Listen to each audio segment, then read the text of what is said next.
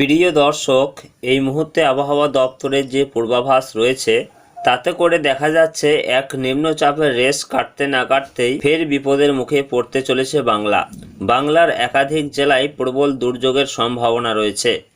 পাশাপাশি বন্যার আশঙ্কাও উড়িয়ে দেওয়া যাচ্ছে না। তো আসুন দেখে নেব আজ কোন কোন জেলাগুলিতে রয়েছে ভারী থেকে অতি ভারী বৃষ্টি এবং কোন কোন জেলাগুলিতে রয়েছে হালকা মাঝারি বৃষ্টিপাতের সম্ভাবনা।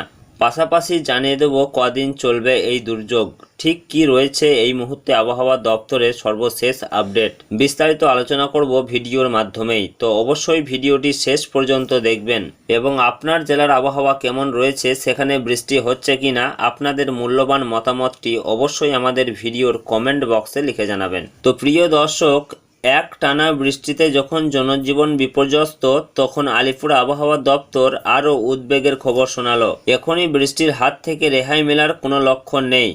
আজ ও আগামীকাল রাজ্য জুড়ে অতি ভারী বৃষ্টির পূর্বাভাস জারি করা হয়েছে, যা পরিস্থিতি আরও জটিল করে তুলতে পারে বলে খবর আবহাওয়া দপ্তরের। আবহাওয়া দপ্তর জানিয়েছে উত্তরবঙ্গের 5টি জেলা দার্জিলিং, কালিম্পং, আলিপুরদুয়ার, কোচবিহার এবং জলপাইগুড়ি, এই জেলাগুলিতে আজ অতি ভারী বৃষ্টির সম্ভাবনা রয়েছে। অন্যদিকে দক্ষিণবঙ্গের অধিকাংশই জেলায় এমনিতেই জলমগ্ন, তার উপর আরও বৃষ্টির পূর্বাভাস দেওয়া হয়েছে। এতে পরিস্থিতি স্বাভাবিকভাবেই আরও খারাপ হবে বলে অনুমান করা হচ্ছে। আজ ও আগামীকাল দক্ষিণবঙ্গের প্রায় সব জেলাতেই বজ্রবিদ্যুৎ সহ কম বেশি ঝড় বৃষ্টির সম্ভাবনা রয়েছে। সেই সঙ্গে ঘন্টায় 40 কিলোমিটার বেগে ঝোড়ো হাওয়া বইতে পারে। আবহাওয়াবিদরা জানিয়েছেন, গাঙ্গেয় পশ্চিমবঙ্গ এবং সংলগ্ন বাংলাদেশের ওপরে যে ঘূর্ণাবর্ত ছিল তা বর্তমানে উত্তর পশ্চিম বঙ্গোপসাগর এবং সংলগ্ন গাঙ্গেয় বঙ্গ ও উড়িষ্যা উপকূলের মাঝামাঝি অবস্থান করছে। এর প্রভাবেই রাজ্যে এই লাগাতার বৃষ্টিপাত হচ্ছে। গত কয়েক সপ্তাহের টানা বৃষ্টিতে পশ্চিমাঞ্চলের জেলাগুলির অবস্থা আরও সঙ্গীন হয়েছে।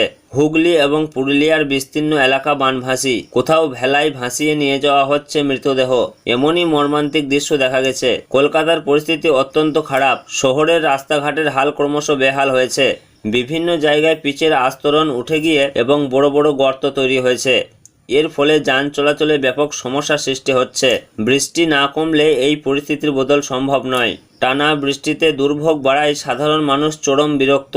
এই প্রাকৃতিক দুর্যোগ থেকে কবে মিলবে মুক্তি, তার অপেক্ষায় দিন গুনছে রাজ্যবাসী। পাশাপাশি এদিকে উত্তরে ভারী বৃষ্টির কারণে নদীর জলস্তর বাড়বে। তিস্তা, তোরসা, জলঢাকা নদীতে জলস্তর বাড়বে। নিচু এলাকা প্লাবিত হওয়ার আশঙ্কা রয়েছে। দার্জিলিং, কালিম্পংয়ের পার্বত্য এলাকায় ধস নামার আশঙ্কাও রয়েছে। দক্ষিণবঙ্গে পরশু বুধবার পর্যন্ত বিক্ষিপ্তভাবে বৃষ্টির সম্ভাবনা রয়েছে।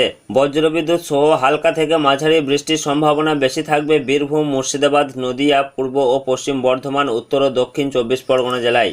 সেই সঙ্গে 30-40 কিলোমিটার গতিবেগে দমকা ঝোড়ো হাওয়া বইবে।